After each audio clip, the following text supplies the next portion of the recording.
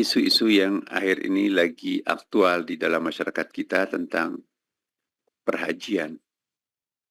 Nah, bersama kita di sini ada Pak Dirjen PHU ya. Dan insya Allah beliau nanti akan memberikan penjelasan tentang segala sesuatu yang berkaitan dengan haji. Kenapa ini kita angkat? Karena kami mohon betul kepada kita semuanya, apapun agamanya. Di sini ada Dirjen Hindu, Buddha, Kristen, Katolik. Saya mohon juga fasih berbicara tentang haji. Ya. Kenapa? Karena ini kita adalah satu korps ya kan. Sama juga dengan teman-teman Muslim. Kalau teman-teman kita ada yang berbicara tentang Natal, istilah-istilah itu pun juga harus fasih. Karena mereka adalah bagian dari kita yang tidak bisa dipisahkan satu sama lain. Sama juga dengan sahabat kita, diupload sama Pak Kanwil. Rekan-rekan kita, kalau ada acara-acara Hindu, Buddha, Konghucu, saya ingin sekali semua kita korps Kementerian Agama ini familiar dengan istilah-istilah keagamaan di Indonesia. Karena kita adalah pelayan-pelayan dan abdi-abdi masyarakat bangsa yang bervariasi ajaran agamanya. Niatkan semuanya karena Allah, Tuhan yang Maha Kuasa, maka Tuhan yang Maha Tahu kebaikan-kebaikan itu. Alamat kebaikan bukan hanya untuk seagama, tapi address kebaikan itu kepada semua anak cucu Adam. Walaqad karamna bani Adam. Lagi pula kita akan bersaudara. Innamal mu'minuna ikhwah.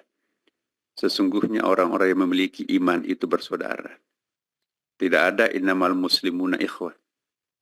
Jadi innamal mu'minuna, siapapun yang punya iman, imannya kepada siapa itu urusan pribadinya dengan Tuhannya. Tapi formalnya kita adalah innamal mu'minuna ikhwah. Semua orang yang memiliki keimanan, mukmin itu artinya orang percaya kepada Tuhan. Nah, Tuhan siapa yang dipercayai, mungkin beda redaksinya, beda nomenklaturnya, beda akronimnya, dan beda vocabulary-nya, beda semantiknya dengan bahasa Tuhan yang kita sering pahami.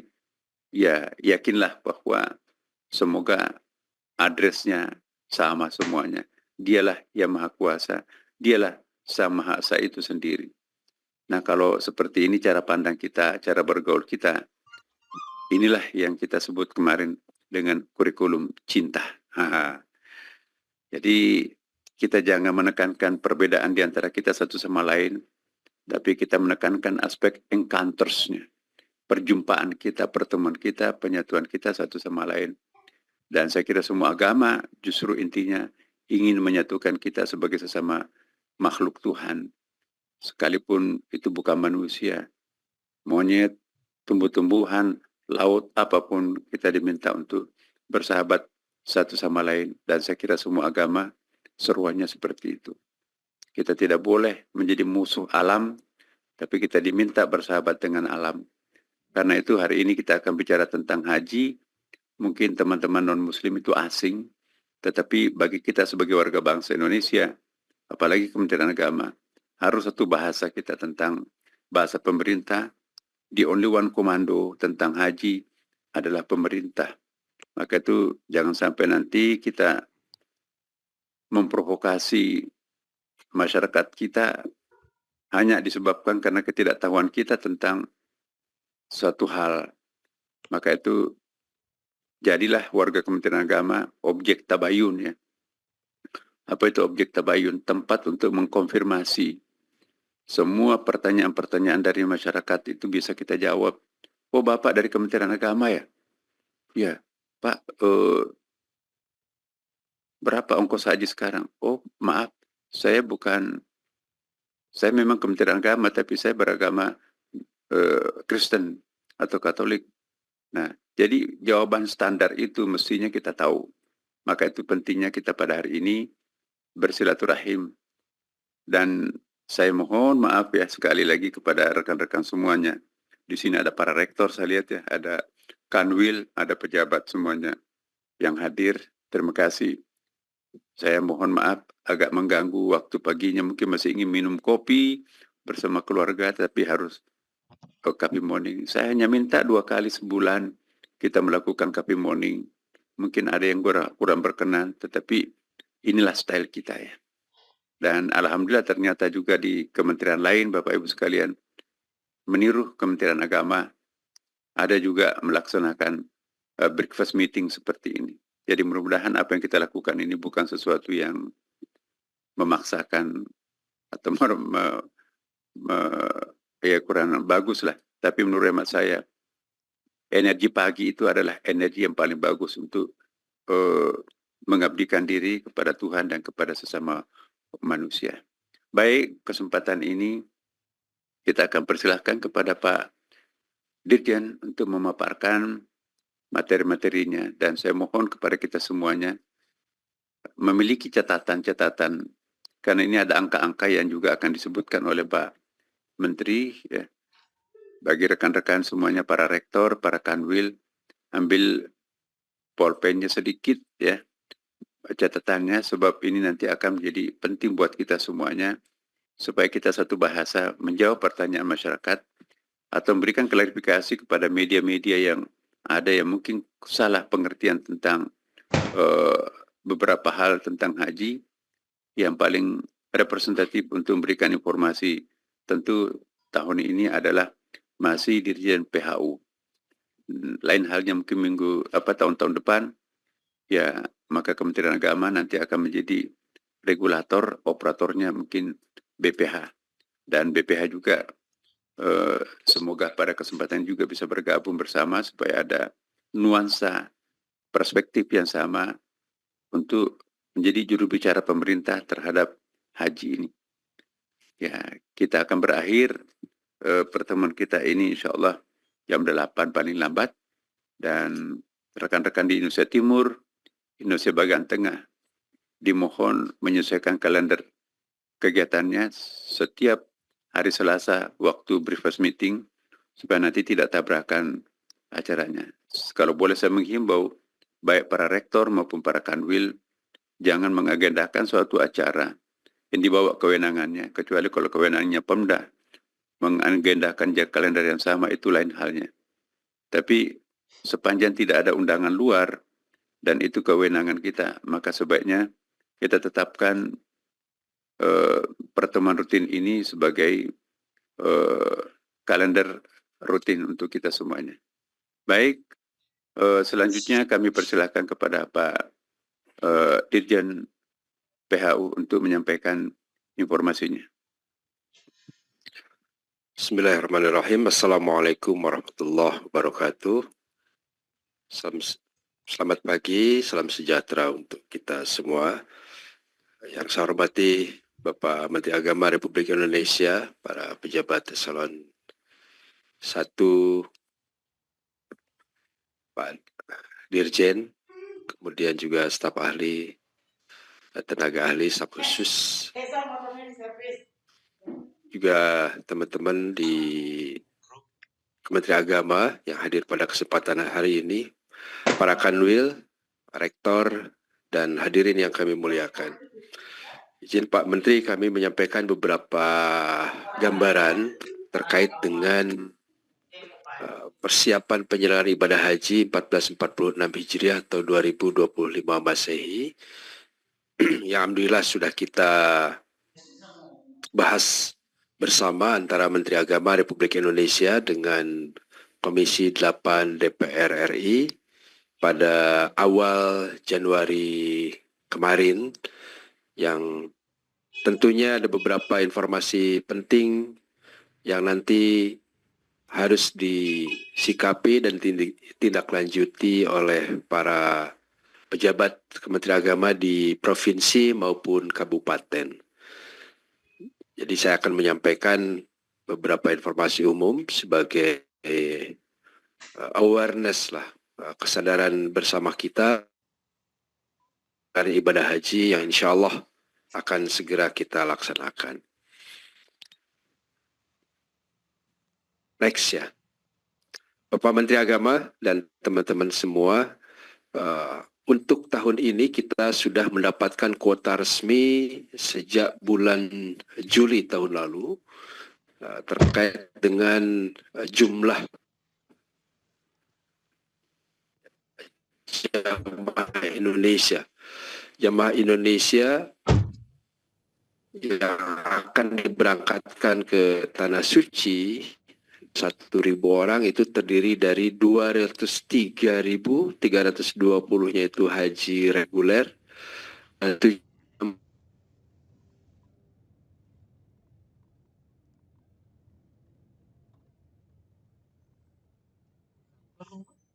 selesai puncak haji, sehari berikutnya langsung Menteri Haji Kerajaan Saudi mengundang Menteri Agama dan menyampaikan kuota untuk masing-masing negara termasuk untuk Indonesia. Ini kebiasaan baru dan baru berlaku pada 2023. Ya, sebelumnya tidak pernah seperti itu. Biasanya setelah Taklimatul Hajj atau beberapa bulan menjelang pelaksanaan haji baru dikasihkan kuota. Nah, tetapi karena ada peristiwa-peristiwa penting termasuk tahun 2023 pasca COVID, ya, banyak masalah yang dihadapi juga di sana. Mereka melakukan strategi baru. Selesai haji langsung diberikan kuotanya. Nah, dari kuota ini untuk selanjutnya, halo. Nah, ini juga penting untuk kita ketahui bersama ya. Sebetulnya demografi dan profil jamaah kita itu seperti apa. Ini penting untuk memitigasi berbagai hal. Yang pertama tentu saja nanti pada saat pelunasan akan seperti apa. Dan yang kedua, bagaimana juga nanti Kementerian Agama menyediakan program manasik untuk jamaah haji. Jadi profesi jamaah kita itu sangat beragam, ya, dari pegawai BUMN, BUMD, pedagang itu termasuk yang paling banyak, Pak. Tapi yang paling banyak lagi adalah ibu rumah tangga. Nah, itu 54.838 dan lain-lain. Masih ada catatan terkait dengan jamaah mahasiswa, itu juga ada Pak Menteri. Pensiunan cukup banyak. Kalau pekerjaan itu swasta dan nelayan paling banyak, Pak. Gitu ya. Termasuk di situ ada petani ya. Nah, ini profil kita. ASN banyak juga. Ya, setelah swasta itu PNS itu banyak gitu ya. Nah, nomor satu di sini itu adalah ibu rumah tangga. Ya. Jadi nanti akan bisa didapatkan potret ya calon jamaah haji Indonesia dengan profil semacam ini. Nah, untuk pendidikannya yang S1 itu 46.339, ya, dengan profil S2 itu 6.000 gitu ya. Nah, bagaimana dan yang lainnya? Yang tertinggi itu lulusan SD masih, Pak. Ya, 60.000. SLTA-nya 52.000. Dan kalau kita membaca lebih jauh sebetulnya Pak Menteri, di per provinsi itu berbeda-beda. Ada provinsi yang dominannya memang lulusan SD SMP, Pak. Ada provinsi yang dominannya lulusan SMA, seperti DKI Jakarta, itu SMA.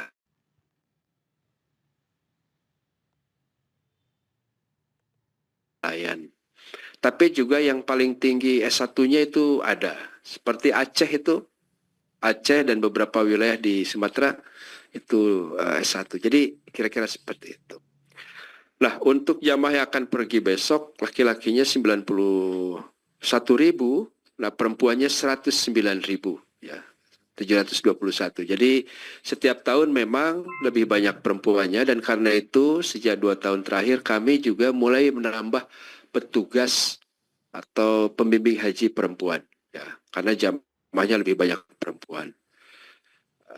hal ini menjadi sangat memungkinkan dalam 3 tahun terakhir. Perempuan saat ini, kalau dulu agak terbatas, sekarang sudah ada di mana-mana dan mereka memiliki peran yang cukup besar, kaum perempuan di Saudi untuk dewasa ini, gitu ya. Nah, untuk berikutnya, ini tahap pelunasan. Nah, langkah-langkah yang dilakukan oleh Kementerian Agama nanti, mudah-mudahan minggu ini sudah bisa dilakukan pelunasan. Kita masih menunggu satu tahapan terakhir terkait dengan Kepres, gitu ya. Tapi kami ingin sampaikan beberapa hal. Yang pertama adalah mengenai tahapan. Nah, tahap 1, nanti proses pelunasan yang dilakukan di kabupaten, kota, dan provinsi, ya tentu saja harus dikaji terkait dengan jamaah haji urut porsi. Jadi tidak ada satupun dalam proses ini jamaah yang loncat-loncat, Pak. Jadi tahap 1 itu semuanya dalam Siskohat diambil, dalam database kita itu jamaah urut porsi. Rata-rata mungkin yang berangkat tahun ini adalah jamaah yang mendaftar tahun 2012-2013, Pak Menteri. Ya. Nah, kemudian untuk tahun ini juga ada jemaah haji lansia prioritas. Lansia prioritas itu jamaah haji lansia yang diberikan porsi khusus, ya, oleh Menteri Agama sebesar 5% biasanya untuk berangkat lebih awal daripada antriannya. Tetapi mereka rata-rata sudah lewat 5 tahun pendaftaran. Jadi ada sekitar 10 ribuan lansia yang kalau tahun lalu dalam 2 tahun terakhir ini paling muda usianya 80 tahun, Pak Menteri. Jadi seperti itu. Kita dorong untuk bisa berangkat lebih awal. Jadi itu by system. Nah, ada beberapa kasus di sini di mana jemaah haji lansia prioritas itu ternyata misalnya sudah sepuh betul atau juga ternyata terinformasi sudah meninggal dan ini tidak bisa digantikan oleh siapapun. Jadi kalau masuk prioritas tidak bisa berangkat karena sesuatu dan lain hal, itu tidak bisa diganti ahli waris, tidak bisa diganti oleh siapapun, berarti porsinya batal. Ya. Yang menggantinya harus mengikuti durasi waktu yang lebih lama. Nah, tapi kalau lansianya itu adalah porsi asli, bukan prioritas, nah itu yang bisa digantikan. Nah, kemudian dalam proses pelunasan ini dilakukan tahap 2. Gitu ya. Tahap 2 ini dibuka karena ternyata faktanya banyak kuota yang tersisa. Nah, untuk 2 tahun terakhir, rata-rata kuota yang tersisa pada saat pelunasan tahap 1 itu sekitar 25.000 orang, Pak Menteri. Jadi meskipun kita ini semangat untuk haji kuat gitu ya, tapi ketika pas pelunasan dengan berbagai faktor, setidaknya 24 sampai 25.000 orang tidak melunasi. Dan itu harus kita antisipasi dengan membuat cadangan. Nah, jadi kita dari awal sudah mengundang cadangan untuk sekitar 60.000 orang untuk bisa ikut melunasi dan agar mereka siap ketika ada jamaah yang tidak melunasi. Nah, di tahap 2 ini jamaah yang mengalami kendala sistem, ya misalnya pembayaran, ya atau juga perbedaan identitas di dokumen dan lain-lain, itu bisa diundang lagi untuk melakukan pelunasan di tahap 2. Kemudian di tahap 2 inilah pendamping jemaah lansia itu baru diperbolehkan.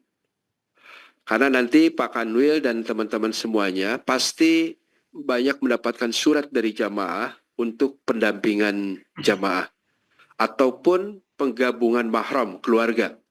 Jadi suaminya berangkat haji, istrinya daftarnya belakangan, itu masih boleh Pak?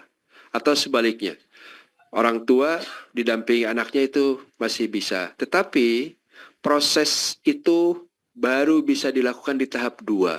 Bila tahap 1 sudah selesai, masih ada sekian ribu orang tidak bisa terisi, barulah dilakukan itu. Nah, kemudian pendamping penyandang disabilitas itu juga kita buka, dan jamaah cadangan. Nah, jadi selama ini alhamdulillah kita sudah berupaya untuk meningkatkan serapan. Nah, untuk kondisi saat ini, sebelum ke biaya ya, untuk kondisi saat ini memang tugas dan tanggung jawab kita itu adalah mengoptimalkan serapan kuota, Pak Menteri. Nah, tetapi itu juga tidak mudah. Ketika ada 25.000 atau katakanlah 30.000 orang tidak melunasi, kemudian diisi, nah, sampai titik akhir biasanya masih tersisa. Nah, tahun 2023, Kemenag bahkan sampai menggunakan jurus tendangan tanpa bayangan. Ya. Artinya sampai di akhir itu siapa saja yang sanggup boleh berangkat, itu Pak Menteri. Karena kalau kita menggunakan urut itu tidak, itu sisanya ribuan Pak. Dan itu menjadi temuan BPK. Ya, karena itu kami sampaikan juga waktu itu ke BPK, ya monggo direkomendasikan kalau itu jadi temuan, kalau ada sisa dikosongkan, nggak boleh diisi. Tegas saya bilang. Tapi wajah Kementerian Agama di depan Kementerian Haji ya siap-siap gitu. Karena kita sudah dikasih kuota banyak, dikasih kuota tambahan, nggak dipakai ribuan, Mbak. Nah, karena itulah yang insya Allah di dalam revisi undang-undang harus ada alternatif terkait dengan kekosongan ini. Karena itu dulu ya rata-rata sekitar 1.500 sampai 2.000 yang kosong, tidak terisi. Yang terakhir kemarin kita sudah berusaha membuat sistem, itu hanya 45 saja haji reguler. Nah ini prestasi sangat luar biasa. Biasanya di atas 1.000 sisa itu Pak. Tapi tahun kemarin kita hanya 45 orang. Nah ini saya berharap kita bisa belajar dari Pak Kanwil Jateng yang sekarang menjadi Direktur Bina Haji ya. Jadi menyiapkan orang yang siap berangkat kapan saja dari cadangan ya, tanpa harus bergabung dan kloter tertentu, tanpa harus bergabung dengan siapa, pokoknya ada yang kosong, isi. Gitu ya. Tapi mereka memang sudah berhak. Nah jadi seperti itu. Karena biasanya jamaah haji itu nanti Pak Kanwil dan Pak Kemenag ya, tahu sendiri, inginnya gabung dengan grupnya gitu ya, nggak mau terpisah ini itu. Nah kita harus menyiapkan satu kelompok masyarakat yang kalau menjadi pengganti siap berangkat saja, bahkan dari bandara mana saja Pak. Nah ini biasanya ada orang kayak gitu Pak, masih ada lah orang kayak gitu. Dan ini kemarin cukup banyak sehingga bisa harus berangkat dari Jakarta meskipun dari Jawa Tengah, atau harus ke Surabaya gitu ya. Jadi seperti itu. Next ya. Nah untuk biaya perlu kami sampaikan Bapak Ibu sekalian, kita tahun ini biaya untuk BPIH-nya 89,4 ya. 89,4 juta. Yang tahun lalu itu 93,3 juta. Nah, mungkin akan ada banyak pertanyaan. Kenapa bisa turun gitu ya Pak Menteri ya? Nah, jadi yang pertama, dan ini penting sekali, karena bagaimanapun biaya itu akan bersentuhan dengan kualitas layanan. Ya. Jadi penurunan biaya penerbangan ini sudah dilakukan dan cukup signifikan. Nah karena signifikan itulah sampai saat ini juga kita masih berjuang untuk mendapatkan kepres ya. Karena di satu sisi ditetapkan turun, sementara dolarnya naik. Ini yang belum ya, yang mudah-mudahan memang belum kita temukan formula biaya penerbangan di 3 maskapai itu. Nah, Jadi seperti itu. Kemudian biaya akomodasi dari 4.100 SAR atau Real Saudi menjadi 4.000 pagunya. Itu diturunkan, Pak. Karena itu juga teman-teman PHU sedang berjuang di Saudi karena harus menyewa hotel yang sama dengan biaya yang lebih rendah dari tahun sebelumnya, dan ini juga butuh kemampuan menjelaskan kepada ratusan hotel yang akan bernegosiasi. Kalau tetap biayanya itu lebih enak, Pak. Tapi kalau harus turun dari tahun lalu, ya butuh effort lagi. Karena itu juga ini masih belum selesai, dan insya Allah kita targetkan awal Februari sudah harus selesai. Saat ini baru 70.000 bed yang sudah kita dapatkan dari proses negosiasi itu. Kemudian biaya konsumsi ya, juga mengalami penurunan dari 16,5 SAR menjadi 15 SAR. Masuk juga ini biaya masyair, ya. Masyair itu biaya puncak haji pada saat orang wukuf di Arafah, itu di lapangan, hamparan lapangan yang luas sekali dan ada tenda-tenda di situ. Nah, biasanya itu biaya yang mahal sekali ya, karena memang operasional di situ cukup besar. Kita juga mengurangi biaya penanganan perawatan jamaah haji pasca operasional, jumlahnya kita kurangi. Kemudian menghilangkan biaya pelayanan keimigrasian, itu sebetulnya hanya Rp13.000 ya. Jadi apapun yang dianggap bisa menurunkan, kita turunkan, dan termasuk mengurangi biaya layanan umum di dalam negeri. Alhamdulillah untuk tahun ini Pak Menteri kita kurangi pembelian alat-alat yang nantinya menjadi BMH, barang milik haji, ya, termasuk juga alat-alat teknologi, ya. Alat-alat teknologi MRTD, misalnya machines readable travel dokumen, ya. Jadi yang swipe sekali gesek gitu datanya sudah masuk ke sistem. Kalau dulu, bukan dulu, 2 tahun lalu kita itu masih harus dari kabupaten semuanya dibawa ke provinsi, Pak Menteri. Nah, karena alatnya hanya ada di provinsi. Nah, kita sediakan tahun lalu pembelian alat itu. Nah, tahun ini alhamdulillah bisa kita kurangi sehingga juga mengurangi untuk BPIH. Jadi pengurangan BPIH itu ada alasannya ya, bukan semata-mata bahwa tahun lalu itu mahal, tapi ada beberapa komponen yang memang kita efisienkan. Untuk proses dokumen ini nanti juga barangkali di provinsi para kabid ataupun Pak Kanwil, kan Kemenag itu mengecek dokumen secara digital ya.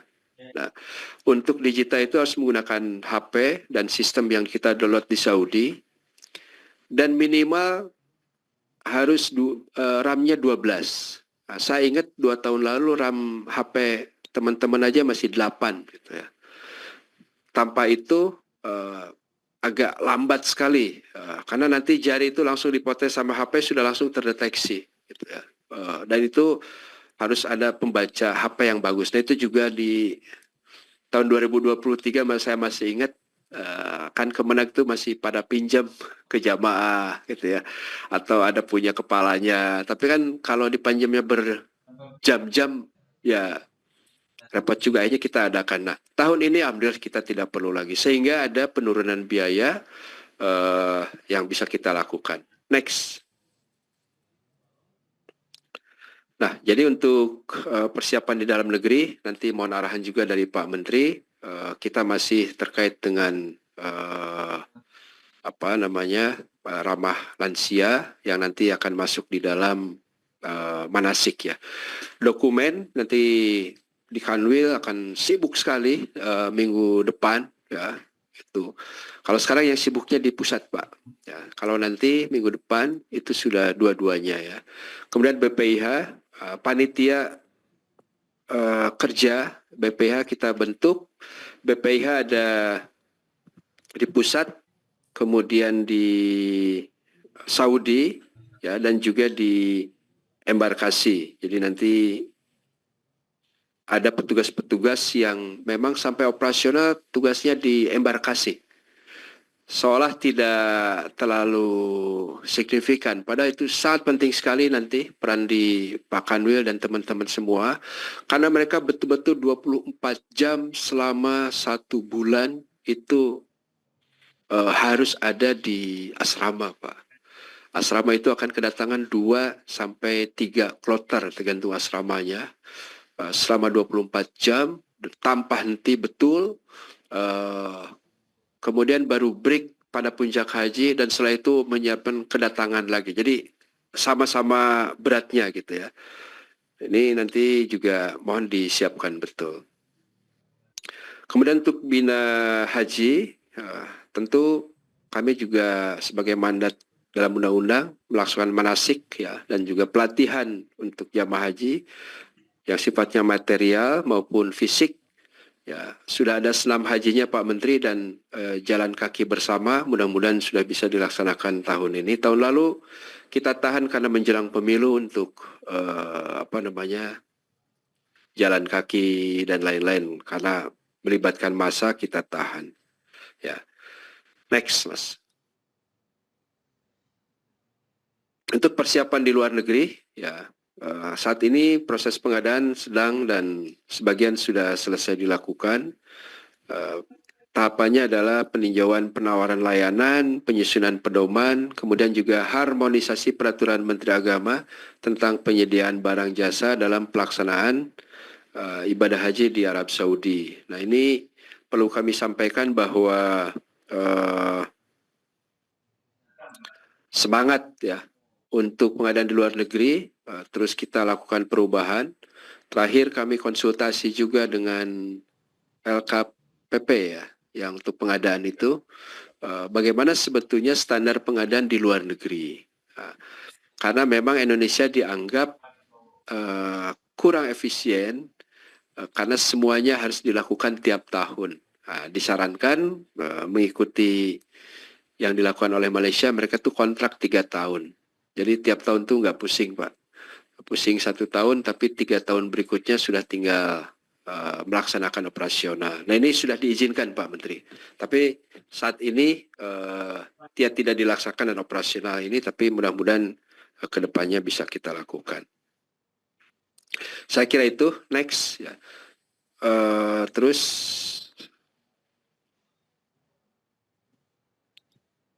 nah ini, jadi insya Allah ini perlu kami sampaikan, untuk puncak haji, jamaah akan mendapatkan layanan yang cukup maksimal ya. Di Padang Arafah di lapangan itu ada makan 5 kali, di Musdalifah nanti pada saat mabit atau menginap semalam di lapangan wilayah Musdalifah dapat 1 kali snack, dan di Mina pun demikian ya. Jamaah akan mendapatkan layanan. Dan yang ingin kami sampaikan, masuk nanti mohon arahan dari Pak Menteri, yaitu terkait dengan tanazul ya. Tanazul itu nanti jamaah akan sebagian jamaah sekitar 50.000 tidak mabit atau tidak nginap di tenda, karena ada isu kepadatan yang luar biasa setiap tahun ya. Mudah-mudahan ini bisa melonggarkan gitu ya. Next Pak. Nah, jadi ini kita akan melibatkan ribuan bis ya. Kita akan menjadikan 1.575 bis ya. Dan itu bergerak di hari yang sama gitu ya. Jadi ini betul-betul flow-nya sedang kita jaga.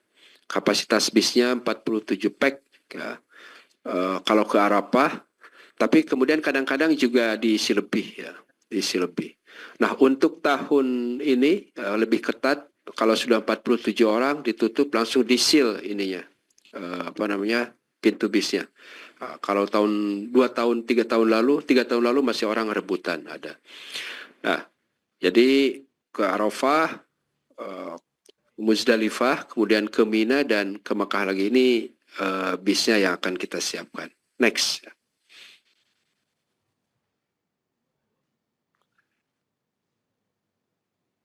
Nah, ini mungkin Pak Menteri yang juga menjadi PR kita nanti di wilayah adalah menyampaikan informasi terkait dengan murur ya dan juga tanazul. Jadi jamaah itu harus ya tentu saja harus wukuf di Arafah gitu ya. Itu rukun hajinya karena haji ditentukan oleh wukuf ya. Kemudian setelah itu ya ada yang disunahkan, ada yang diwajibkan ya. Untuk ke Musdalifah, mabit, nginap 1 malam dan juga nginap di Mina untuk melakukan lempar atau jumrah ya, jumrah. Nah, tapi karena ada isu kepadatan, ya, isu kepadatan kita juga melaksanakan program tanazul tahun ini. Jadi sebagian jamaah tinggalnya di hotel, tidak di tenda-tenda.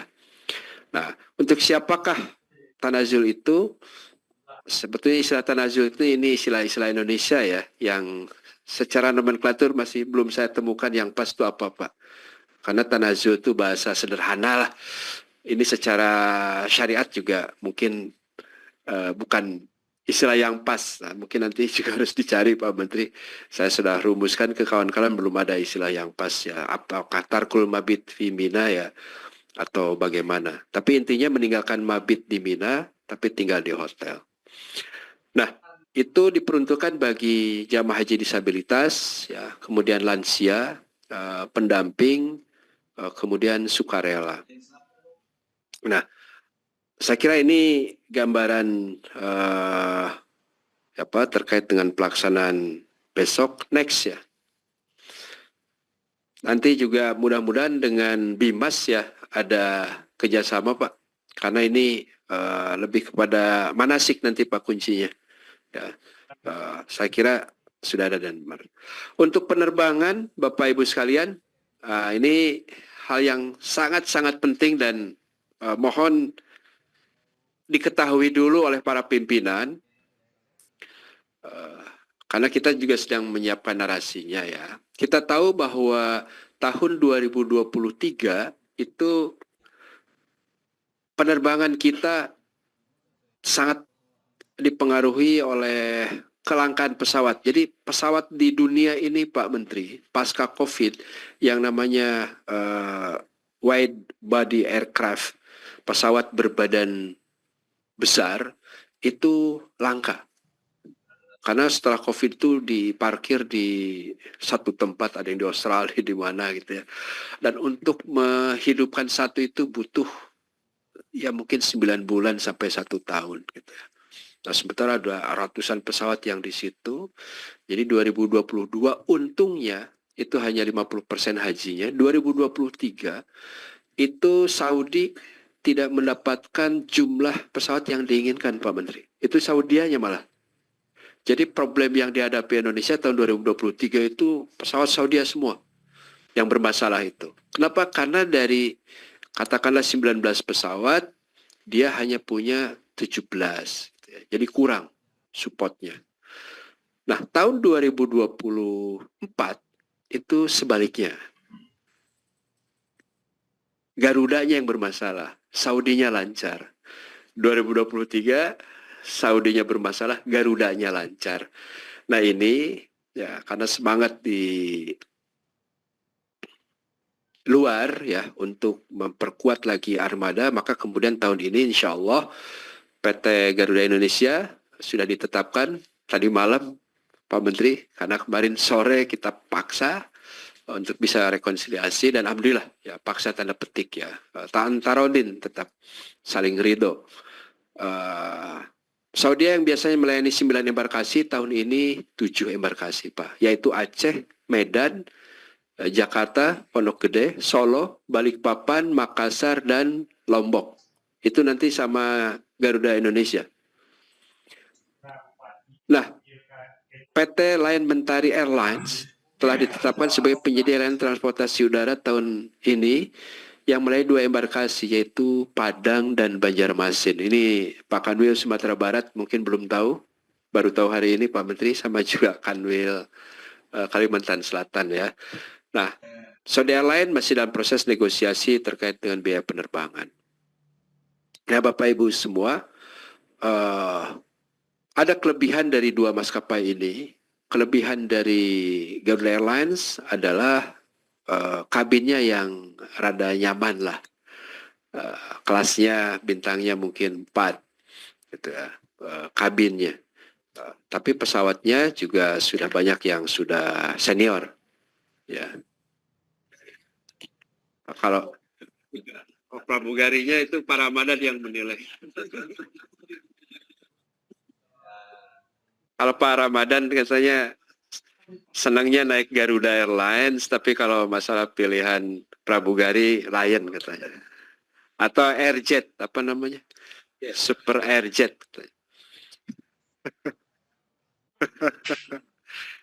Nah, tapi Lion Air itu pesawatnya keren-keren, baru-baru. Itu fresh, mesinnya baru, bahkan di bawah 10 tahun semua. Ya. Garuda tahun lalu masih ada yang 25 tahun Pak Menteri, 26. Ya, batas paling akhir. Lion tidak punya pesawat setua itu, di bawah 10 tahun semua, dan Garuda paling muda 15 tahun. Jadi casingnya bagus, pesawatnya sudah senior-senior. Kalau Lion, mesinnya bagus-bagus, baru-baru, tapi memang interior diperuntukkan untuk ekonomi semuanya. Nah, ini juga perlu narasi nanti yang harus kita sampaikan pada publik bahwa kualitasnya insya Allah dan keamanan terutama tetap menjadi perhatian Kementerian Agama. Next. Nah, ini poin-poin lain yang nanti akan menjadi perhatian kita. Hari ini jam 9 Pak Menteri kita diundang oleh DPR, tapi secara online untuk diskusi dan tenaga ahlinya ya, diskusi tentang revisi undang-undang ya. Nomor 8, itu bukan 18 ya, nomor 8 tahun 2019 dan Undang-Undang 34 tahun 2014 itu terkait BPKH Pak. Nah, ini sedang dikaji lagi aspek-aspek mana yang perlu perubahan. Sistem yang terbuka dan akuntabel untuk penetapan kuota haji, sebagaimana saya sampaikan, mohon arahan juga dari Bapak Menteri Agama. Mudah-mudahan nanti teman-teman bisa melakukan verifikasi data yang baik, dokumen yang baik, dan bisa memenuhi kuota dan segala dinamikanya. Peran negara dalam fungsi kontrol terhadap haji khusus ya. Nah, ini untuk haji khusus masih dilakukan oleh travel. Kita hanya melakukan pengawasan, termasuk juga pengawasan terkait penggunaan kuota, bukan kuota, haji non kuota ya, atau visa mujamalah, visa undangan dari kerajaan Saudi. Kalau di undang-undang harus diawasi oleh Kemenag, tapi kemudian kita juga ternyata belum bisa melakukan kontrol sepenuhnya ya, karena informasi pemegang visa itu siapa saja. Kedepan juga kita masih memimpikan ada pembiayaan haji secara bertahap. Jadi orang yang akan berangkat 2026-2027 sudah bisa melakukan pelunasan bertahap sejak saat ini gitu ya. Nah, kemudian pengembangan ekosistem ekonomi haji, yang mudah-mudahan ini juga di periode ini Pak Menteri bisa lebih optimal. Bumbu-bumbu yang diamanatkan dalam undang-undang rasa rasa tanah air Nusantara ya. Menu rasa Nusantara itu kan tidak mungkin dilakukan kalau bumbunya ya dari Pakistan Pak. Ya mungkin kalau bumbunya dari India, maka dari Indonesia. Yang kebutuhan saat ini setelah dikaji terakhir kemarin itu lebih dari 500 ton Pak Menteri. Tahun lalu kita hanya 2 tahun lalu hanya 16 ton, tahun lalu 76 ton. Nah, tahun ini kita harapkan bisa 200 ton lebih lah, bisa dikirim bumbu dari Aceh sampai Papua ya, ramuan bumbu-bumbunya yang ditetapkan. Next. Nanti ke depan saya kira mudah-mudahan bisa ada penambahan fast track kemudian proses penyempurnaan mekanisme tanazul dan murul, kemudian sosialisasi perundang-undangan yang berlaku di Arab Saudi. Nah, ini alhamdulillah informasi terakhir termasuk hasil pertemuan Menteri Agama dengan Menteri Haji dan Umroh Saudi terkait dengan pembatasan usia itu nanti sedang dikaji lagi oleh mereka dan mereka bisa menerima alasan kita yang lebih fokus kepada istitoah kesehatan, ya bukan usia yang menjadi ukurannya. Cuma mereka lebih khawatir saja kalau terlalu banyak yang sepuh. Memang kalau yang sepuh seperti tahun 2023, 67.000 orang menghandlenya sangat-sangat berat. Karena itu mereka berbicara tentang persentase. Dan itu menurut saya wajar, Pak. Karena kalau kita bersikukuh memberangkatkan, nah ini nanti rasio petugas dulu saja ditambah kuota normal tambah 500 ya. Sudah kewalahan, nah ini akan sangat berat sekali. Jadi alasan Saudi membatasi dan persentase itu masuk akal. Koordinasi dan kolaborasi dengan Arab Saudi terkait dengan penyediaan di Arab Usna dan simplifikasi transformasi panduan jamaah haji. Maksudnya simplifikasi di situ ya jamaah haji itu memiliki dokumen yang tebal manasik, yang tebal, setengah tebal sampai tipis banget gitu ya. Yang lebih sederhana sekali buka sudah masuk ke doa-doa lah. Ibaratnya seperti itu, insya Allah kita sediakan juga. Mungkin itu beberapa hal yang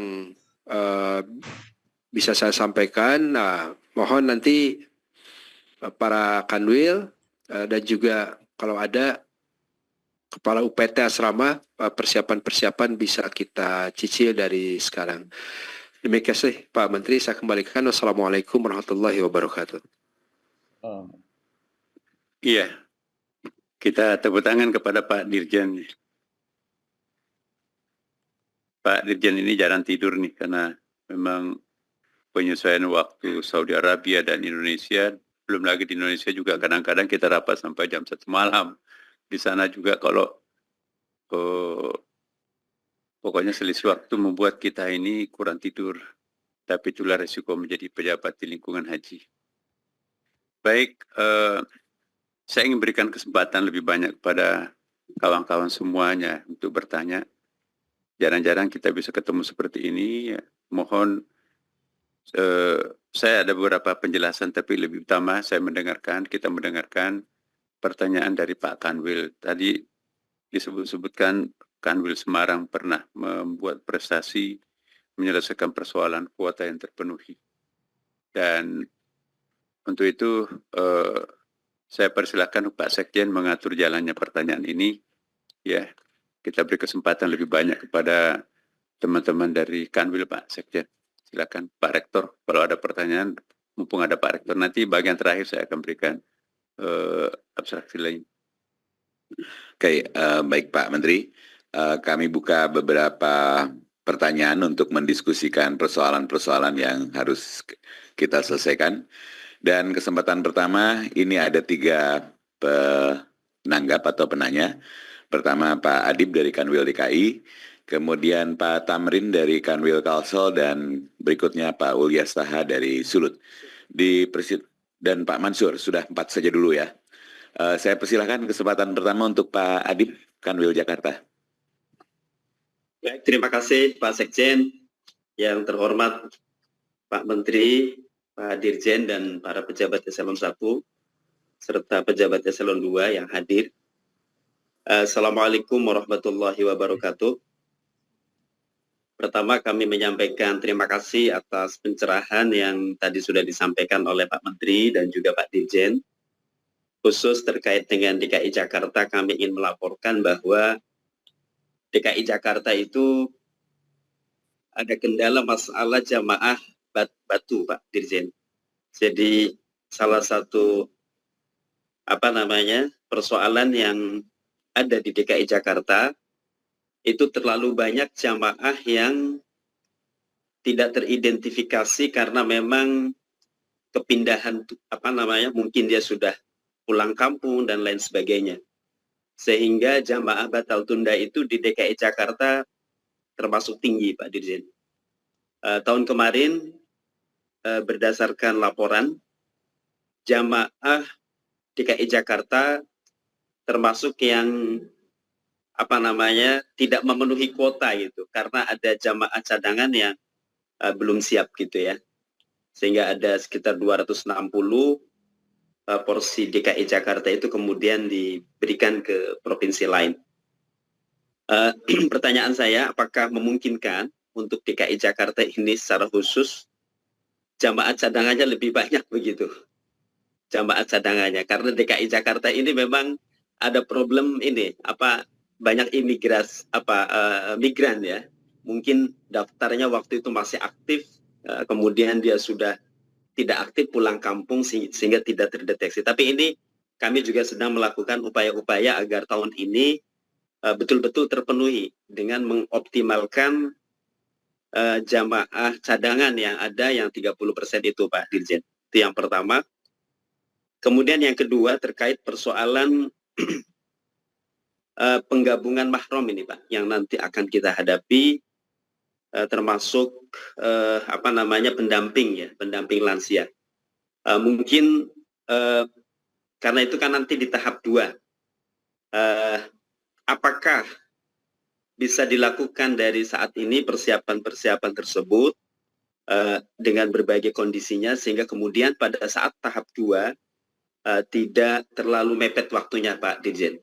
Karena ini biasanya kita mengalami kredit di situ, dan disitulah terjadi, mohon maaf ya, terjadi hal-hal yang negatif gitu, misalnya kesempatan bagi orang-orang yang mengambil manfaat, misalnya pemalsuan dokumen dan lain sebagainya, karena kita dikejar waktu yang sangat mepet gitu ya, sehingga kemudian kawan-kawan di bawah itu kesulitan untuk verifikasi lebih lanjut gitu.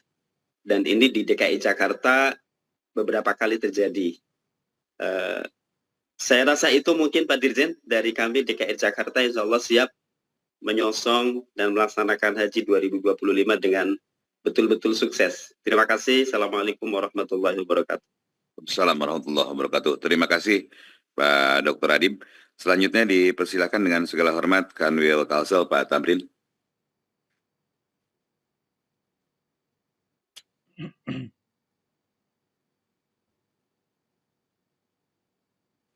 Assalamualaikum warahmatullahi wabarakatuh. Selamat pagi, salam sejahtera bagi kita semua. Bapak Menteri, Pak Sekjen, para Dirjen yang saya hormati. Pak Dirjen PAU, ada yang mengenai tentang serapan kota ya. Karena untuk Provinsi Kalsel itu estimasi kita 38 tahun, Pak. Dari 1.360.000 ya, yang masih antri. Jadi untuk serapan kota yang Jawa Tengah yang bisa itu, sebenarnya Kalsel itu sudah mempersiapkan rentang 300 orang begitu. Tetapi kesempatan ya belum dikasih. Karena pada saat open seat itu kita bisa menutup untuk tahun 2024 kemarin itu. Jadi ini juga menjadi referensi, mohon untuk serapan untuk kota haji Kalsel bisa diberikan. Karena posisi kita, waiting list kita sangat panjang untuk Indonesia ya, termasuk kejarannya seperti Kalsel dan Sulawesi Selatan, dua ini yang panjang saya lihat. Kemudian selanjutnya dari beberapa poin yang disampaikan oleh Pak Dirjen tentang akomodasi, kemudian catering dan transportasi, saya ingin memberikan masukan untuk akomodasi hotel.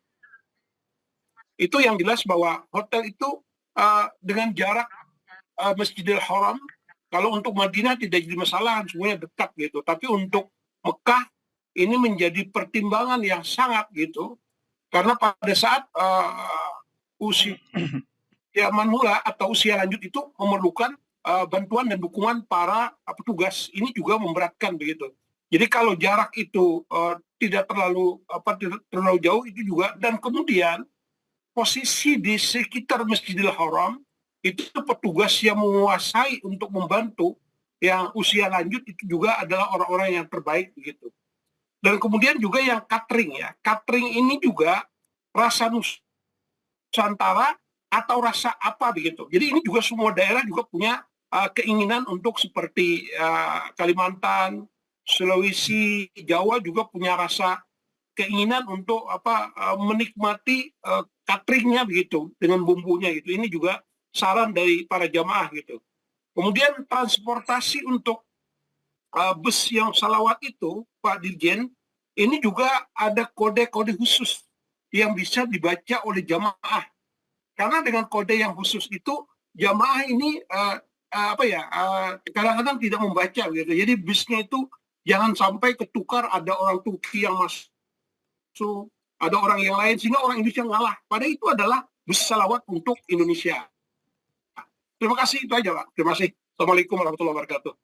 Waalaikumsalam warahmatullahi wabarakatuh. Berikutnya dari Pak Ulias Taha, Kanwil Sulut. Silakan Bapak.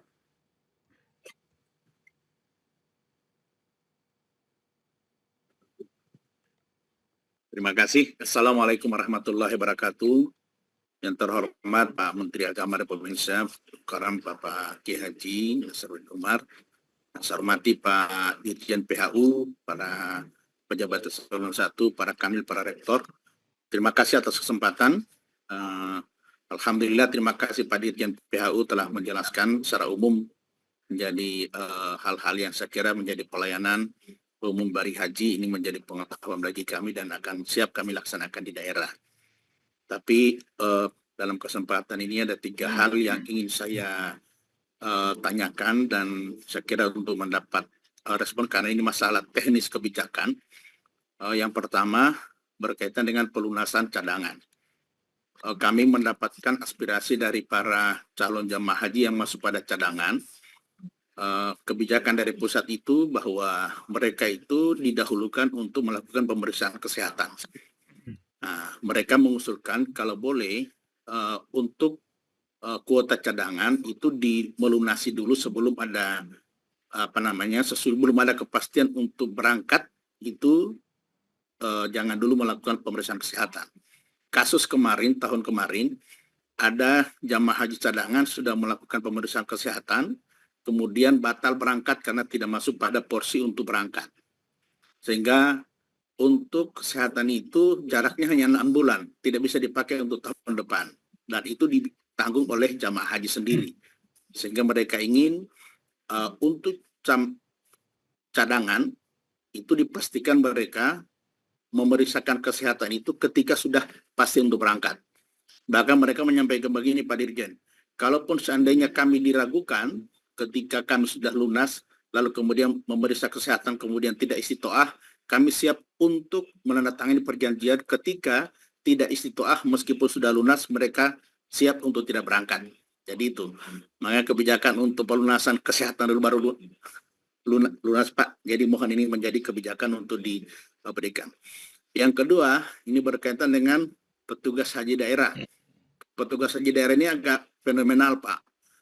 Kewenangan untuk mengusut adalah pemerintah daerah, tetapi kewenangan untuk menyeleksi itu ke Kementerian Agama. Kami punya kasuistis pada 2 tahun lalu di Sulawesi Tengah, ketika kami masih KKN Sulawesi Tengah, itu diperiksa oleh kejaksaan, hanya berkaitan dengan PHD. Ketika dari pusat turun surat edaran Dirjen PHU bahwa petugas haji daerah itu dikategori dalam 3 tugas, pelayanan umum, bimbingan, dan kemudian kesehatan. Sementara usulan dari pemerintah daerah itu tidak memenuhi kuota yang standar untuk kesehatan sejumlah berapa sesuai dengan jumlah jatah diberikan, kemudian pembimbing dan seterusnya.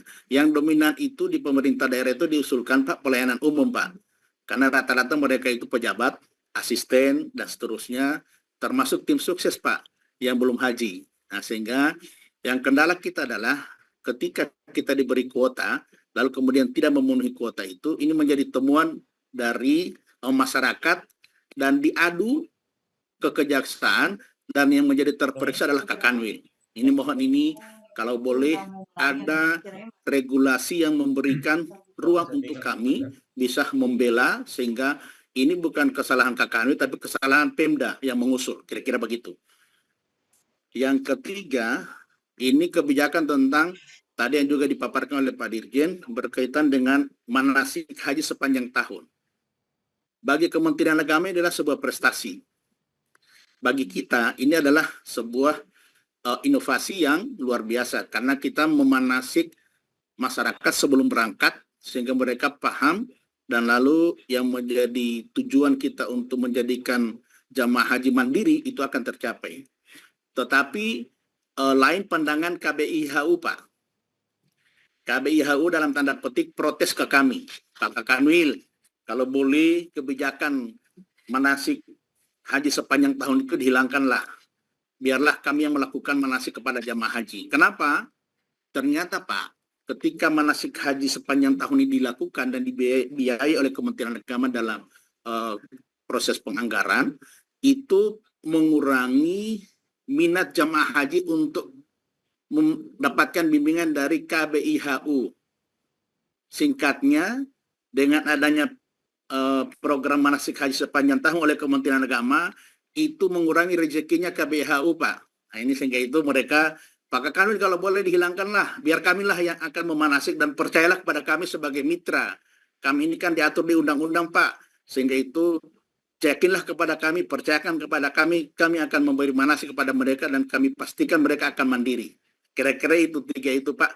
Terima kasih banyak atas jawaban nanti, dan saya kira ini menjadi sebuah kebijakan yang harus dilakukan oleh pusat. Kami siap untuk menunggu itu. Terima kasih. Wallahul muwaffiq ila aqwamit thoriq. Wassalamualaikum warahmatullahi wabarakatuh. Assalamualaikum warahmatullahi wabarakatuh. Terima kasih.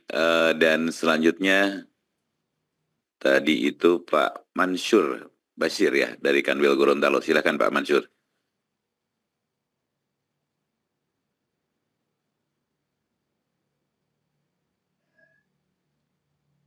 Oke, masih termute. Saya kira 3 saja dulu, nanti kita akan buka sesi berikutnya. Silakan Pak Dirjen PHU. Izin Pak Menteri menjawab. Terima kasih atas pernyataan dan penjelasan dari para Kanwil terkait dengan persiapan haji ini. Yang pertama tadi dari Kiai Adib ya, terkait dengan pengalaman di DKI Jakarta. Ini saya ucapkan terima kasih dan apresiasi karena meskipun belum memberangkatkan jamaah haji dari DKI, Pak Adib sudah tahu data dan karakternya ya. Jadi DKI Jakarta ini kota metropolitan, banyak orang daftar haji di sini, tapi pas keberangkatannya orangnya sudah tidak ada di sini, Pak. Bahkan sebagian tidak bisa dicari. Ini sudah pada di mana orangnya? Ada yang balik ke Sumatera, ke Kalimantan, ke Sulawesi, ke Jawa, ke Jawa Barat, dan seterusnya. Ke Ciamis atau ke Garut, gitu ya. Jadi seperti itu, banyak pendatangnya lah. Nah karena itu dalam 2 tahun terakhir memang struggling lah, berjuang keras untuk bisa memenuhi kuotanya. Meskipun sebetulnya tidak terlalu besar. Nah karena itulah, karena situasi ini, maka kemudian yang mendapatkan barokahnya itu adalah Banten biasanya, limpahannya ya. Jadi kalau Banten karena satu embarkasi di di Pondok Gede ataupun di Jakarta Cengkareng, ya jamaah dari Banten biasanya menggantikan. Nah jadi memang ini fenomena kota besar, termasuk Medan, Pak. Jadi Medan tuh sering kurang. Total jamaahnya banyak tapi sering kurang karena mungkin banyak pendatang itu. Nah mungkin Pak Ses ini masukannya penggabungan mahram dan pendamping lansia lebih awal nanti bisa kita pikirkan, bisa menjadi bagian dari kebijakan kita terkait dengan itu ya. Termasuk usulan bahwa cadangannya lebih banyak ya Pak Adib ya, nanti kita coba lihat ya agar bisa tetap terpenuhi oleh jamaah dari DKI Jakarta. Yang kedua pembuatan mahram pendamping lansia lebih awal, kami pikir ini juga sangat rasional, nanti kita coba pertimbangkan untuk itu. Kemudian dari Kiai Tamrin dari Kalsel ya, untuk menutup kuota Kalimantan Selatan siap, insya Allah Pak Kiai. Nanti kalau ada kuota kosong, kita pertimbangkan dari Kalimantan Selatan, karena termasuk jamaahnya yang militan ya, sering penuh, dan juga memang harus menunggu cukup lama ya di Kalsel itu. Untuk posisi-posisi jamaah di Masjidil Haram harus diisi petugas yang prima ya kondisinya, tentu ini masukan yang baik. Kemudian bumbu daerah, nanti saya cek Pak, jenis bumbunya ini belum pernah sosialisasi Pak. Memang nanti saya juga nampaknya harus menyampaikan jenis bumbu apa saja yang saat ini sedang dicari. Karena kalau 500 ton itu jumlahnya banyak sekali gitu ya. Dan itu sudah ada bumbu merah, bumbu cabai hijau, bumbu kuning, dan lain-lain tuh sudah ada takarannya ya. Dan yang kita cari adalah bumbu yang sifatnya sudah pasta ya, bumbu pasta. Nanti kami sampaikan jenis yang sekarang akan dipakai oleh Kementerian Agama. Kemudian untuk transportasi sholawat, tanda-tanda khusus, ini selalu menjadi perdebatan karena memang tidak boleh ada simbol-simbol negara, Pak Menteri, di dalam pesawat, negara lain itu nggak boleh. Bendera di bis ya, termasuk di bis, termasuk juga bendera Indonesia atau lambang Garuda tidak boleh, kecuali bentuknya yang lebih modifikasi, ya, ada batiknya, ada merah putih, tapi bukan bendera secara tegas besar itu, apalagi ada Garudanya. Nah, ada yang kena razia, ada juga yang enggak, Pak. Nah, termasuk negara lain tuh ada yang kena razia, ada yang enggak. Misalnya Iran misalnya, kadang masih lewat di negara kita tuh Iran boleh, kata teman DPR kan. Kenapa Indonesia di ini, kata ini diskriminasi. Sebetulnya bukan diskriminasi. Ada sebagian bis yang belum dicopotin dan lain-lain itu. Nah, tapi tanda-tanda khusus ini sedang diformulasikan oleh teman-teman agar nanti tidak mendapatkan kendala tapi masih mudah diidentifikasi bagi jamaah kita. Saya kira itu. Tugas di Masjidil Haram termasuk di terminal itu Pak ya. Nah memang untuk lansia kita itu kan sudah tidak diperbolehkan membawa kursi roda juga Pak ke dalam itu oleh petugas kita, tetapi kita harus petugas yang berizin, yang punya SIM lah, yang punya SIM membawa kursi roda. Ya, jadi akhirnya dari Kementerian Agama mengkoordinir itu dan alhamdulillah tahun lalu cukup berhasil. Tidak ada banyak jamaah yang ketipu ya, karena standar harganya sudah ditentukan sejak di terminal, tidak dikasihkan uang secara langsung tapi kasih kupon, dan ini juga sangat membantu. Makasih masukannya Pak Kiai.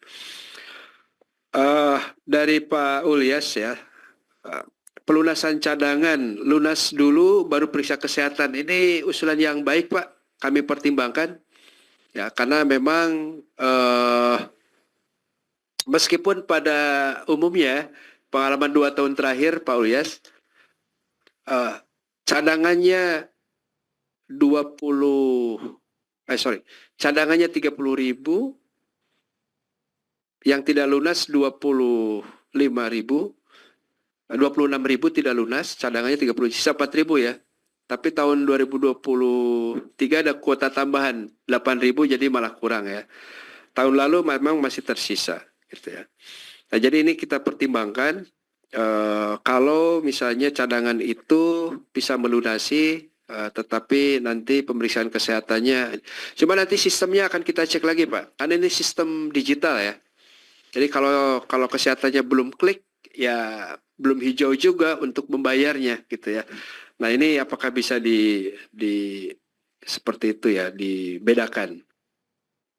Petugas haji daerah ini juga kami ingin sampaikan Pak Menteri, betul yang mengusulkan dan membiayai itu adalah Pemda, karena Pemda punya kepentingan, tetapi yang nyeleksi Kemenag ya, Kemenag, dan yang menentukan juga Kemenag. Jadi ini tindak lanjut saya terhadap catatan KPK tahun 2022 ya, bahwa di Kemenag tidak ada mekanisme yang kuat. 2021-2022 saya baru jadi dirjen, KPK masuk dan memperhatikan betul terkait dengan PHD ini Pak, gitu ya. Tidak ada standar terhadap PHD, petugasnya, mekanismenya, dan lain-lain. Akhirnya kita tegaskan seperti itu. Dan memang akhirnya dari Pemda banyak yang keberatan. Mereka yang membiayai, mereka yang menunjuk, atau yang menginginkan petugasnya. Tapi Kemenag yang menentukan. Karena itu beberapa pemerintah daerah tidak bisa memenuhi standarnya. Karena ada kesehatan, ada layanan umum, dan juga pembimbing kalau tidak salah ya, pembimbing. Termasuk juga yang sering saya diprotes terkait PHD, tapi ini juga waktu itu atas rekomendasi dari KPK juga, standarnya yang diberangkatkan itu apa? Sarjana atau lulusan SMA? Jadi kualifikasinya apa? Akhirnya kita buat kualifikasi lulus SMA lah, atau sederajat, gitu ya, atau S1 Pak. Nah, ternyata yang menjadi patron kepala daerah kan tidak semuanya pendidikan formal Pak, gitu ya. Jadi ada juga pendidikan non formal. Ini juga kita diprotes. Nah, tapi kira-kira situasinya seperti itu. Nah, nanti kita pertimbangkan proses seleksinya lagi ya. Saat ini sedang seleksi juga ya. Misalnya saya ingat Pak Kanwil Kalsel ya. Ini juara tahun 2022 atau 2023 ya. Petugas haji daerah. Masih muda, juara ngaji MTQ, dan tapi kemudian usianya nggak cukup waktu itu ya. Jadi ini juga padahal gubernurnya ingin memberangkatkan orang tersebut. Nah ini nanti kita coba. Dan ini ada revisi undang-undang Pak tahun ini, dan salah satu perhatian kita adalah petugas haji daerah. Jadi siang ini juga kita sudah mulai pembahasan petugas haji daerah yang paling banyak atau salah satu yang core dibahas. Saya kira itu dulu Pak. Terima kasih. Ya, terima kasih. Waktu berjalan begitu cepat dan saya tahu bahwa pembahasan ini masih panjang. Tetapi jalur komunikasi tidak sekedar pada forum rapat ini. Bentuk-bentuk saran tentu menjadi energi dan vitamin bagi kita semua untuk penyelenggaraan haji. Jadi saya mohon maaf untuk bentuk dialog itu sudah kita selesaikan, dan kalau hari ini ada Pak Adnan Nota, kemudian Pak Saparhun, kemudian Kanwil Jawa Barat, Pak Bahtiar, kemudian Pak Mas Muni, Pak Ahmad Jailani, Pak Mansur ini memberikan angkat tangan. Mohon maklum waktu kita bergeser begitu cepat, dan kalaupun ada bentuk pertanyaan dan kebijakan bisa dilakukan melalui media lain, misalnya WhatsApp ke sekretaris maupun ke direktur ataupun ke dirjen langsung. Dan kita akan memasuki pada sesi arahan dari Bapak Menteri. Dipersilakan dengan segala hormat Pak Menteri.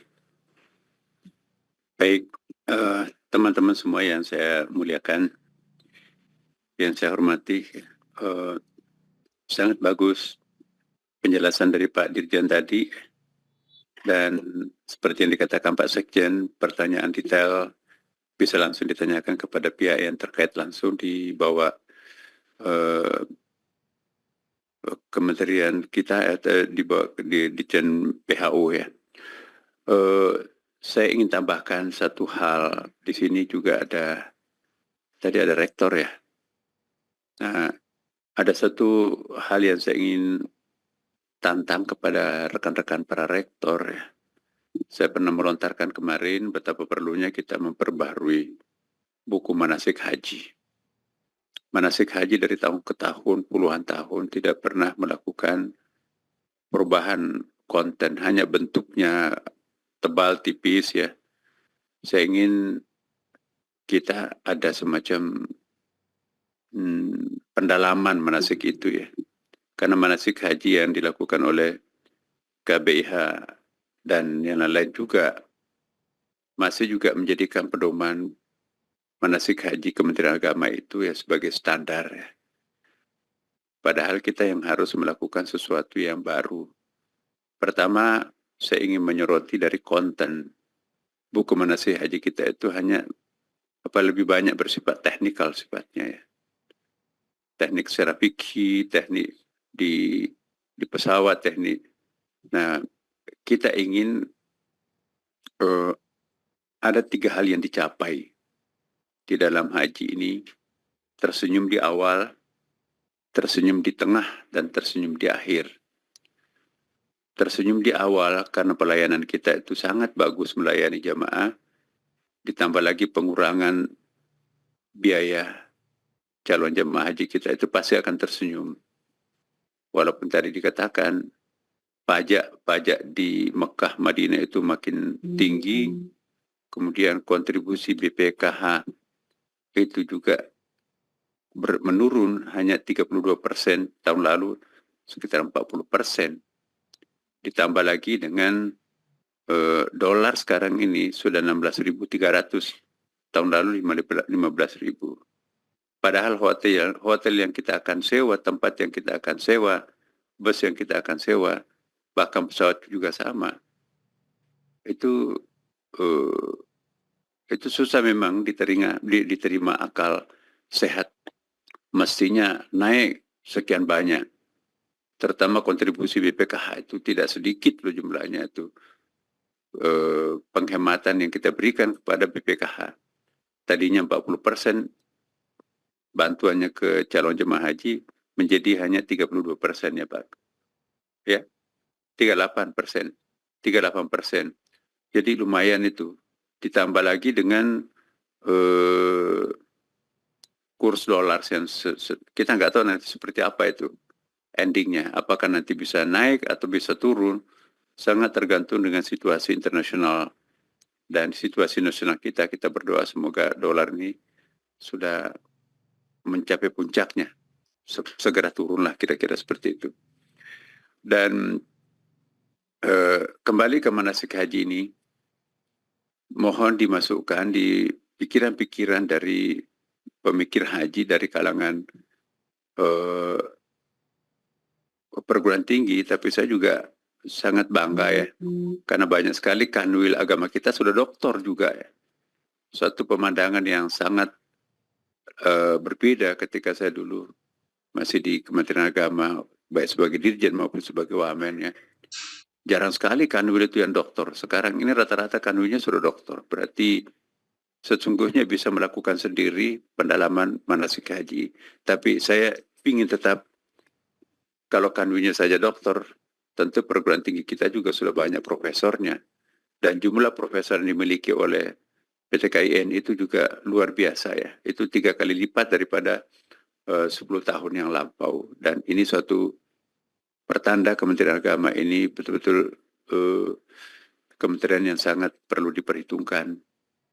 Nah, aspek-aspek yang perlu ada di dalam manasik haji itu adalah aspek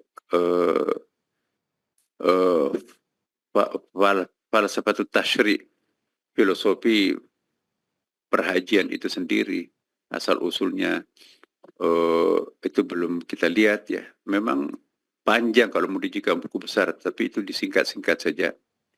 Yang kedua, makna spiritual haji, tasawufnya haji itu juga kurang sekali. Ya, akhirnya kita memberikan buku-buku yang lain itu sangat laku ya, seperti bukunya Ali Syariati ya, dan seterusnya. Itu pun juga terlalu tebal, bahkan juga ada dimensi syiahnya di situ kita bisa lihat. Nah, mari kita lihat, mari kita buat sendiri tasawuf haji itu yang versi Ahlussunnah dan Al-Ghazali itu banyak sekali. Kalau kita lihat di dalam bukunya Ihya Ulumuddin itu, Kitabul Hajj itu banyak sekali yang sangat bagus. Bahkan ada buku kecilnya itu tentang haji. Imam Al-Ghazali itu ya, sangat bagus ya. Kemudian juga saya kira itu juga bisa melanggengkan kemakbruran haji. Jadi makbrurnya haji itu jangan hanya 1 tahun, tapi begitu sulitnya orang menunaikan ibadah haji, maka mungkin manasiknya bukan hanya bagaimana cara menyukseskan, bagaimana memakbulkan haji ya. Itu tujuannya manasik haji. Tapi tujuan haji itu bukan hanya menjadi haji makbul, tapi kita ingin haji mabrur. Insya Allah semua haji mabrur itu makbul. Ya. Tapi tidak semua haji makbul itu mabrur. Apa perbedaan makbul mabrur? Haji makbul itu ukurannya pada saat pelaksanaan ibadah haji. Tapi kemakburan haji itu diukur setelah pulang dari tanah suci seberapa besar orang itu mengalami perubahan mentalitas, kepribadian, dan disiplin syariah.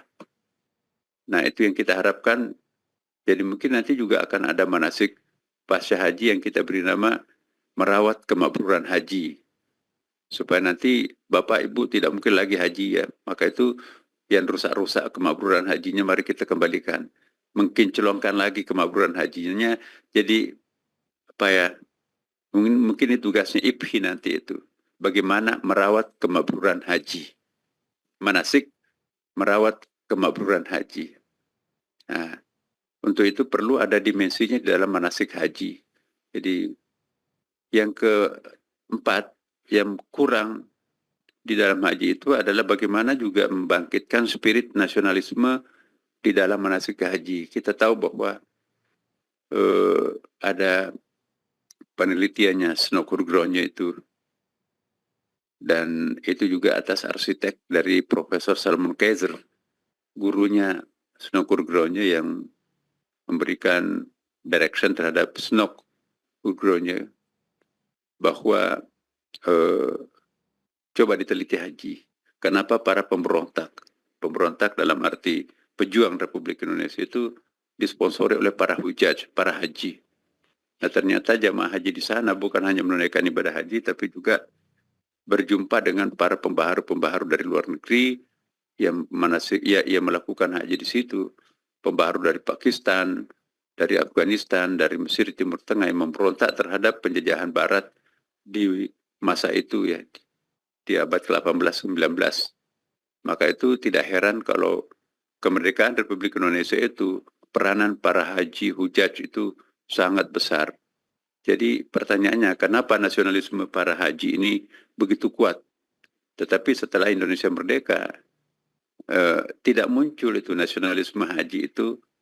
Ya, kita inginkan para hujaj itu bagaimana giat juga berjuang untuk bukan lagi memperjuangkan kemerdekaannya, tapi bagaimana giat membangun bangsa ini, bagaimana menjadi sponsor terhadap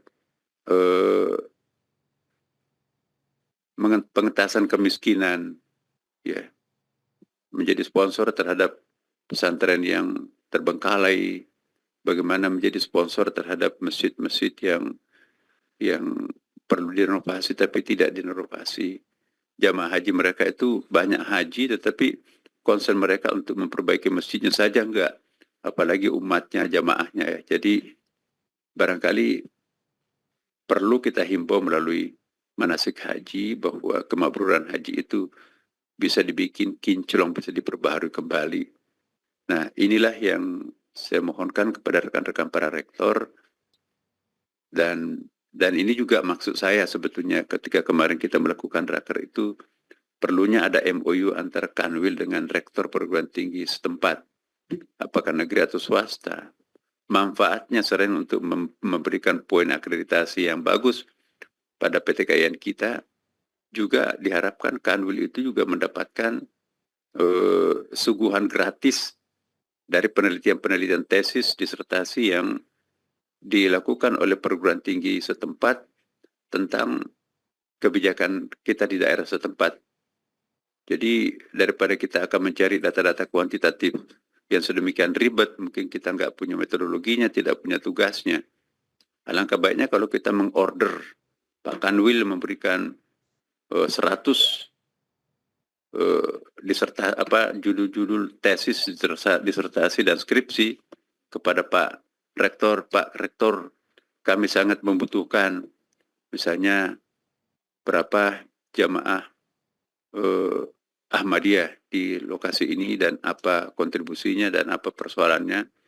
Itu adalah kebijakan untuk para Kanwil untuk memanage itu berapa Syiah, berapa orang, berapa pondok pesantren. Ya tadi Pak Dirjen Haji itu bagus sekali itu Pak ya. Saya mohon itu distatistikkan itu Pak. Berapa tamatan SD? Saya lihat tadi itu justru rata-rata yang paling banyak haji itu tamatan SD. Yang paling sedikit hajinya itu master dan doktor. Mungkin karena tahu isi tahu itu apa ya. Jadi ini alat kebijakan kita itu perlu dibantu ya. Pak Kanwil kita, ya mari kita MOU dengan rektor. saya kok yakin rektor akan memperoleh manfaat dari Kanwil, dan Kanwil juga akan memperoleh manfaat pada rektor kalau ini disinergikan. Ya, jadi sama juga di level bawah di kabupaten juga ada STAIN, ada IAIN, dan sama juga di agama lain ya teman-teman, juga di sini ada Hindu, Buddha, Kristen, Protestan. Kerjasamalah dengan pihak Kanwil agar kita nanti bisa betul-betul ada sinergi sesama Korps Kementerian Agama, betul-betul secara konten bisa saling membantu satu sama lain. Iya, terakhir khusus mengenai haji ini ya, saya mohon betul kepada para Kanwil, Pak. Tugasnya mulai dari sekarang ini sudah bisa mulai dicicil. Kebiasaan kita itu kan tiba masa tiba akal ya. Nah, kalau kita ingin menjadi pekerja profesional, ada time schedule kita itu, PR kita tentang haji, jadi jenis kegiatannya apa, minggu keberapa, penanggung jawabnya siapa, dan apa persoalannya. Lalu kita distribusikan kepada karyawan kita, siapa yang bertanggung jawab untuk itu ya. Dengan demikian nanti tidak ada kesan tiba masa tiba akal dan kita cari-cari alasan kalau itu gagal. Nah, hemat saya, margin error yang kita harus lakukan, yang kita harus hindari. Pokoknya kalau ada 100 item, itu hanya 4-5 item yang bisa error. Nah, selama ini kan di atas 40% errornya kita kan. Ada sebuah penelitian seperti itu. Nah, saya mohon seluruh karyawan pimpinan Kementerian Agama, 100 item jenis kegiatan itu yang bisa, maksimum yang bisa gagal itu hanya 5 item. Jangan 50% gagalnya, hanya karena lantaran kita nggak ada kesiapan. Maka itu mohon diarahkan juga ke seluruh bawahan-bawahannya masing-masing agar bekerja secara profesional, punya time schedule apa yang harus kita kerjakan sesuai dengan tahapan yang pernah kita schedule-kan.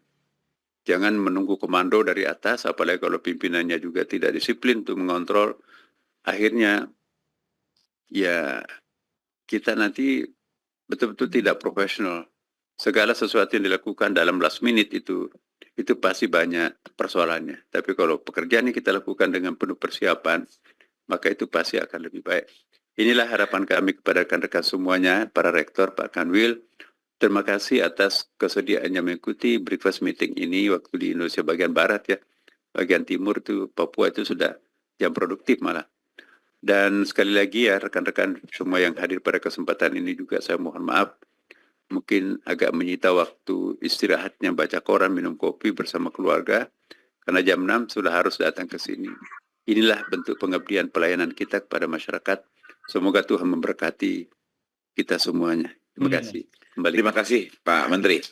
Ya. Pak Menteri yang penuh dengan semangat memberikan teladan pada kita semua untuk lebih dini menyapa umat, membangun sebuah kinerja terbaik untuk menciptakan pelayanan terbaik bagi umat. Sebagai catatan dari Pak Menteri bahwa mohon dirumuskan buku manasik yang memuat tentang filosofi perhajian, kemudian makna spiritual haji, kemudian yang ketiga tentang merawat atau menjaga kemabruran haji, dan berikutnya adalah spirit nasionalisme dalam haji. Mudahnya Pak Masnun hari ini ada hadir, saya lihat. Pak Masnun kami tugaskan untuk membuat sebuah pokja yang menyusun buku manasik haji yang meliputi hal tadi, di samping hal-hal yang sifatnya fikih dan hal-hal lain yang sifatnya teknis. Nanti dimohon dalam waktu dekat bisa melaporkan ke Pak Menteri hasil pekerjaannya, dan Pak Menteri memberikan aksentuasi catatan agar para kepala kantor wilayah, kepala kantor kota, kabupaten untuk segera melakukan ikhtiar-ikhtiar agar penyelenggaraan haji ini dapat berjalan dengan baik. Tidak perlu menunda-nunda karena pekerjaan sudah mulai bisa dikerjakan pada hari ini. Saya kira demikian, dan marilah kita tutup bersama breakfast meeting pada tanggal 21 Januari ini dengan pembacaan hamdalah. Alhamdulillahirabbil alamin. Terima kasih. Wabillahi taufiq wal hidayah wal inayah. Wallahul muwaffiq ila aqwamit thoriq. Wassalamualaikum warahmatullahi wabarakatuh. Salam sejahtera untuk kita semua.